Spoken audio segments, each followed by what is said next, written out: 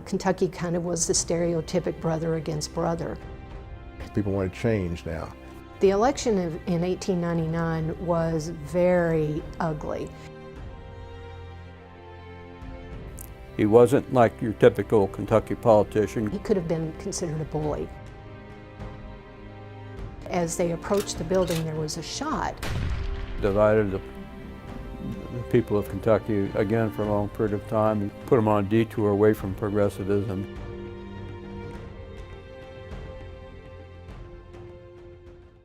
The 1890s were really a very tough time for a lot of people. Kentucky politics in the 1890s was a very changing and moving kind of picture because the Democratic Party had been dominant since the Civil War for the last 30 years. They'd won elections by over 60% of the vote each election. One time the Kentucky legislature was 128 Democrat and 10 Republican. So it had been a dominant Democratic Party, but the party was split by factionalism. As parties that are dominant often are, there's two factions. One was a kind of conservative faction, one was a more liberal faction. So it had won elections, but it was always split, so it was almost like a three-party system in the state. Government was at the local level, pretty much county-based, and eventually there were 120 counties in Kentucky, so there's a lot of opportunities for corruption and so forth, and deal making.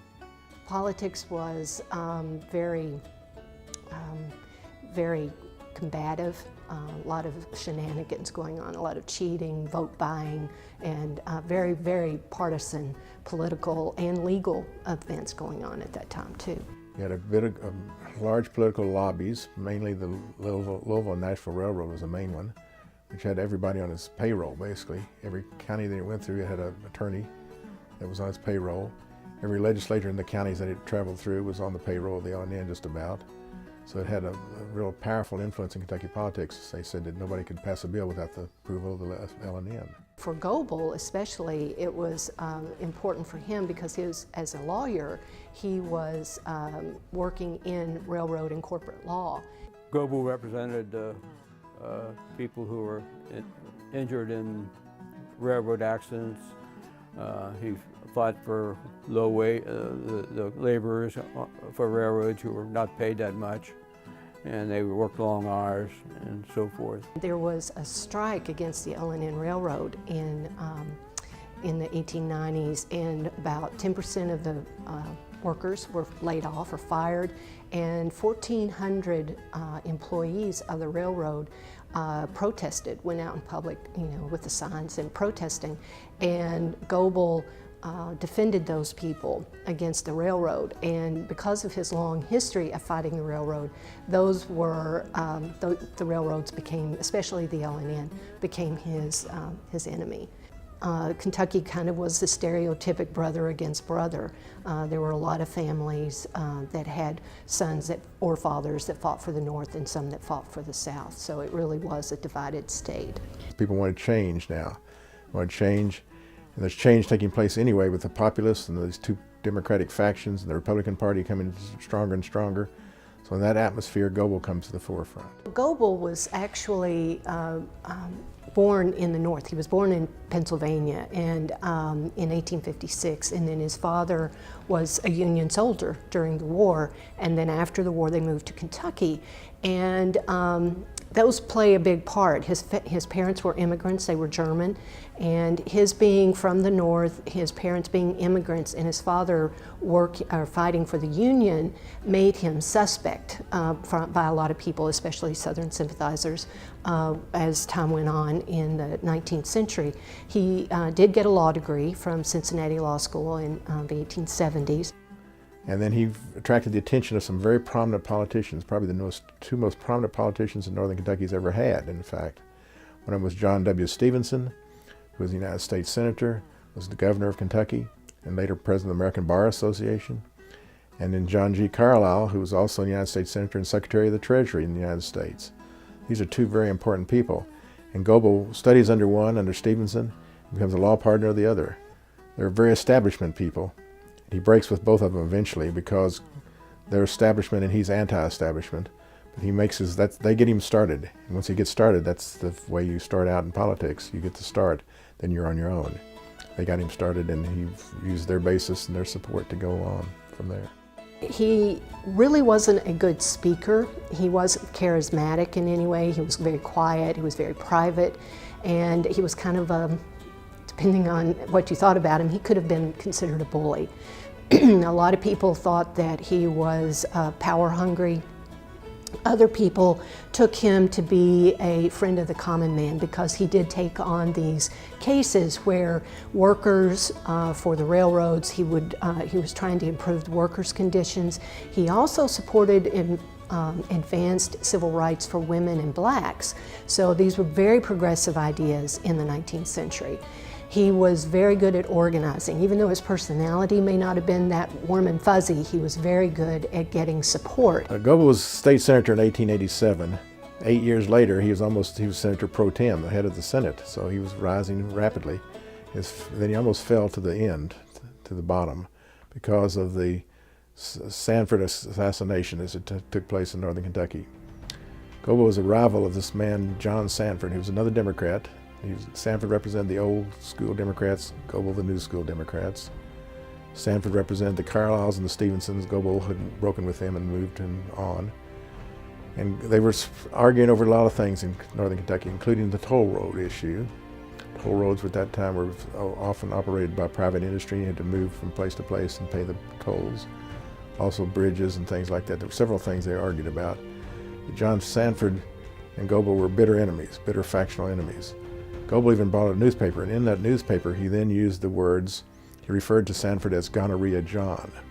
Well, Sanford was not amused by this.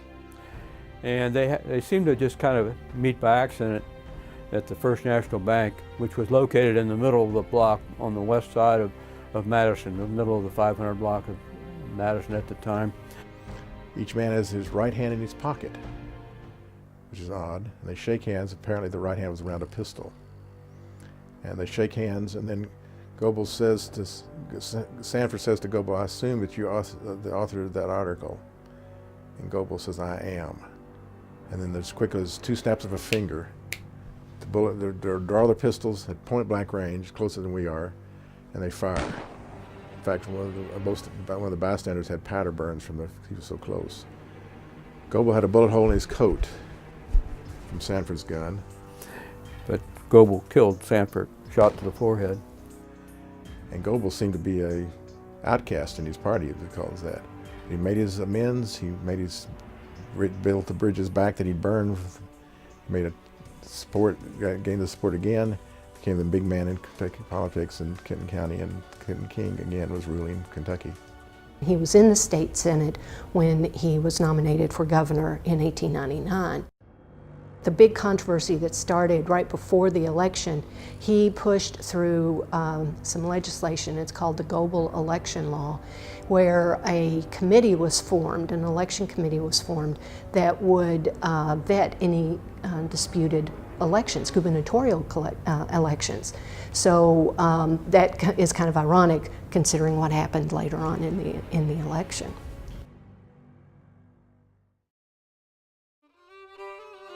Goebel was a strange politician.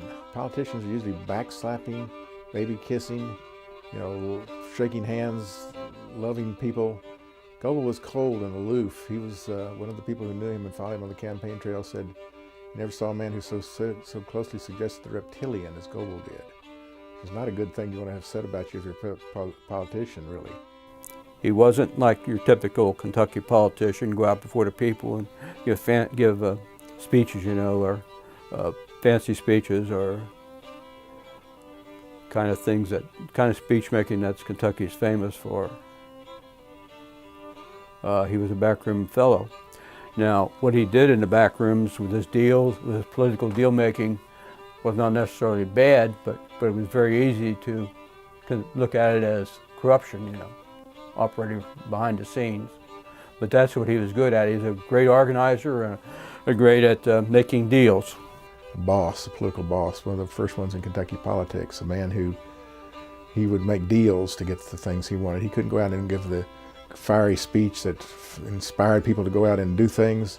He'd go work behind the scenes, and that way he was a different kind of politician. That worked against him too, because people weren't used to that. But he also had issues that were the issues that people wanted to hear about. And he was a man for the people in that sense, so he was beginning a new politician that way as well, not just in his form, but in his functions and what he was believing in.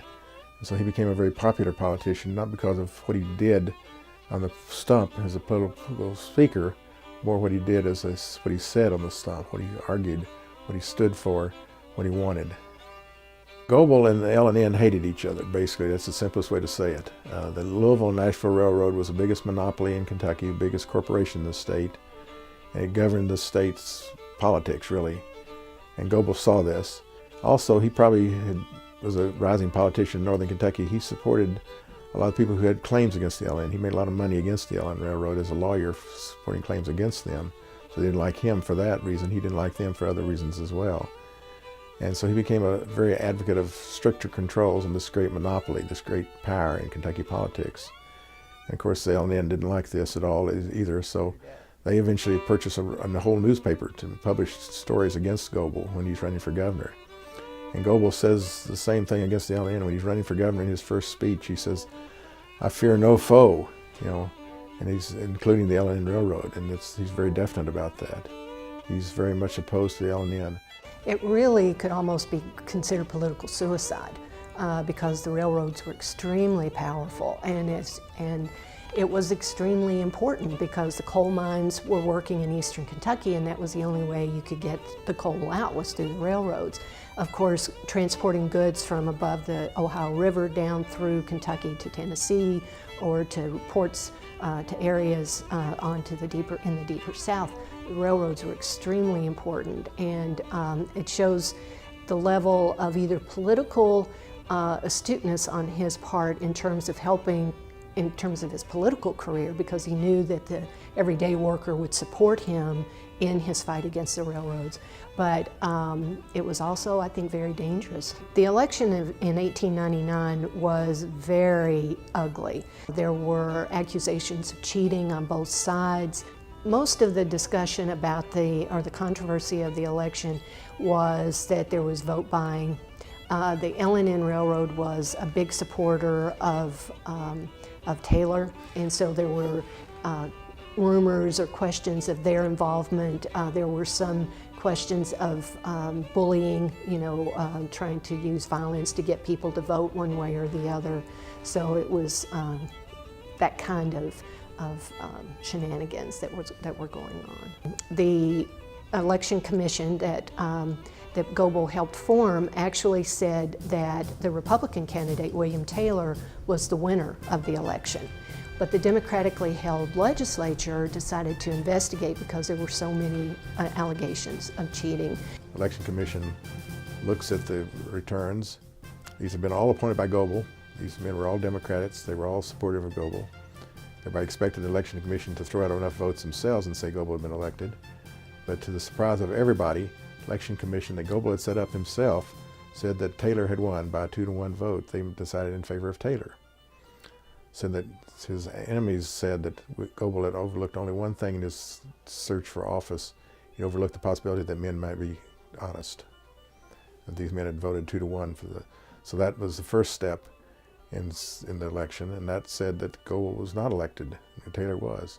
So the next step was then to examine the ballots. The committee was meeting here in the old Capitol. Goebel was walking up the front sidewalk with two of his friends, co-workers. It's a cold day. Snow, little bits of snow on the ground. Goebel's in front of him is one of his aides, behind him is one of his aides. It seems to be an unexpectedly clear day, unexpectedly clear place around him. And as they approached the building, there was a shot. Goebel crumbles to the ground, and 5 other shots ring out. Somebody rushes up to Goebel and says, "I think they've killed you, Goebel," and Goebel says, "I think they have." And it is believed that the shot came from the Secretary of State's office, which was in the annex. The bullet hole went through his coat here. You can see it in the History Center in Frankfurt. Came through his lung, punctured his lung, out the other side of the body. Was taken to the Capital City Hotel, where he was treated by multiple doctors. He was there, I think, for 3 or 4 days. In the meantime, Governor Taylor, William Taylor, was inaugurated, sworn in as governor. He decided that things were getting a little out of hand, and he called in the militia. So there were all of these Republicans on one side with the governor and the militia, and then the Democrats were saying, no, no, no, Goebel won this election, and so they brought in their militia. So things got really heated with a lot of hot-headedness going on. The legislature, or the special committee, decided that Goebel actually won the election, and he was sworn in on his deathbed. The only official act that he did was to send the militia home to try to dissipate some of the tension. He died, and his lieutenant governor, J.C.W. Beckham, was sworn in as governor. Between Taylor being sworn in and Goebel, when he was sworn in before he died, that period there were two governments here, the Republican government and the Democratic government. So you have now two governors of Kentucky, and they each calls out their own friendly militia force. So you have two militia forces in the state capitol facing each other across the streets from Frankfort, across Broadway, two militia forces. And a spark could have set off another civil war, this time around party lines rather than along north and south lines. The Republicans had brought in folks from eastern Kentucky, as well as having the militia, and these folks from eastern Kentucky were seen as a real threat, and that's why there was almost like a mini civil war during that time period, because things were just so heated and very, very partisan. Who killed William Goebel is a question that still remains. Who killed William Goebel? The LNN, of course, was also suspected as being behind the assassination. There were other theories that it was a salesman, someone who was mentally unbalanced. Actually, one of the defendants was considered to have some mental deficiencies, and that's how he was convinced to become part of this conspiracy. 20 people were indicted, 6 people went to trial, 3 people were eventually convicted. Caleb Pars from Knox County, James Hard from Clay County, and Henry Outsey from Campbell County. And it was always assumed that the shot came from Caleb Pars' office, but whether he was directly involved or indirectly involved in any way could not be proven. It was all kind of mysterious. There were no witnesses. And Caleb Pars' first trial was, in that trial he was convicted, but even the Democratic newspapers and the Democrats, the Democratic newspapers, whoever were in the courtroom watching it, thought it was a miscarriage of justice. It was kind of rigged. It was rigged. The presiding judge even, he would fine defense people defending Caleb if they did certain things. He would fine them, instead of letting them talk ahead. They all served time, but they were all pardoned. And I think even more interesting is that Caleb Powers, after he got out of prison, ran for the U.S. Senate and was elected, which I think says a lot about Kentucky politics at the time, that even being tainted with the brush of assassinating a sitting governor didn't hurt his political career at all. The trials were not conducted fairly. People deliberately perjured themselves. Lawyers would coax their witnesses, and things that you would see now would just definitely not be allowed at all. There were probably bribes that were passed. There were very, very partisan judges and juries in all of these trials. Even appeal courts, the judges were very partisan. But then they went to the state's highest court, which at that time happened to be Republican. The Republican court was as equally as partisan as the Democratic juries had been, and they overturned all the convictions. And I think that's probably the reason we don't know who actually did, whether it was Caleb Powers or one of the other 2 men. No one told the truth, or very few. I'll say very few people told the truth. And so it was just a circus. So these 3 men went through 7 trials over a period of 7 years. But these trials are going on, and so you have people being convicted and overturned, and being convicted and overturned. Caleb Powers goes through 4 trials eventually. Finally, all 3 men are pardoned by either Democrat or Republican governors. And all the indictments are thrown out for the other people, like Governor Taylor, so he can come back in the state safely. Remember, this is a time when Kentucky is in a very violent state. Its image is one of violence. The feuds had been taking place before that. Now Goebel's assassination takes place, and these trials then draw out for the next 7 years. So that's in the front page news of the United States every year or so. There's another story about the Goebel assassination. Same time, the Black Patch War is going on in western Kentucky, and there's violence there. It's one of the biggest mass violence of American history. So all these things are going on, and Kentucky's getting a very violent image. It hurts the state's image overall, really. It hurts the state's development overall. So, you know, in a sense, though, it says the Democrats were saying, you killed our governor. Republicans are saying, you stole our election. It gives a sense of why we have such partisan feelings in Kentucky still yet.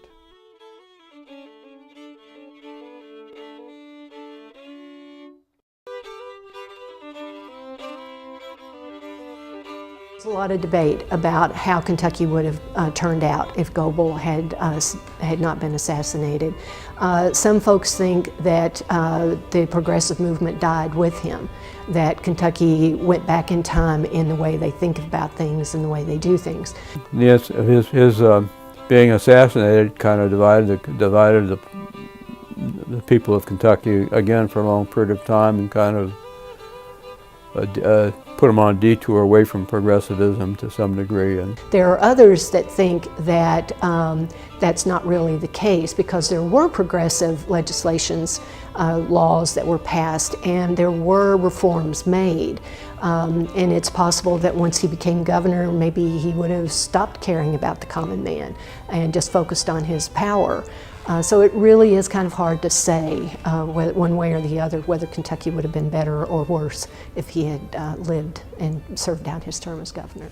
Well, I argue in my book that Goebel was a progressive politician. He was a man who believed in things before a lot of people other did. He believed in women's suffrage. He believed more in black rights than a lot of people in his era did. But also, he was a political boss, and in that sense he was both a modern and a past politician too. But had he become governor, he probably would have been pretty progressive in the state. But at the same time, those people who followed him became very progressive because the era was becoming that way. The times were changing. He represented the times that were changing, but so did these other later politicians. So in a sense, I don't know that things would have changed that much, but he may have changed earlier, quicker. And Goebel was seen certainly as a threat to the establishment, and that's maybe one of the reasons he was shot. I've studied it. I found people who saying that they killed Goebel. Found about a dozen people said they killed Goebel on their deathbeds, usually when it's safe. And but you know, because at that time it was very popular to say you killed Goebel if you're a Republican in Eastern Kentucky, because they hated Goebel, and Goebel had been viewed as a villain and a man worthy of killing. So maybe one of those people was telling the truth. I don't know, but I doubt that they were. They're probably just seeking some notoriety at the end of their lives. But there could be a person out there who wandered around for years and years and knowing that he had killed William Goebel and nobody knew it except him. If all the people who said they'd killed Goebel had lined up, and they'd been like a firing squad shooting at him though. But the Goebel's assassin, the question is, who killed William Goebel? We don't know, nor may we ever know who killed him, unless new evidence is uncovered. There was a poem written in 1902 by a man named James H. Mulligan. It's called In Kentucky, and a lot of people are familiar with it because of the last stanza. And I think this really sums up Kentucky politics, both in the 19th century and probably now in the 21st century as well. It says, "The songbirds are the sweetest in Kentucky. The thoroughbreds are fleetest in Kentucky. Mountains tower proudest, thunder peals the loudest, the landscape is the grandest, and politics the damnedest in Kentucky."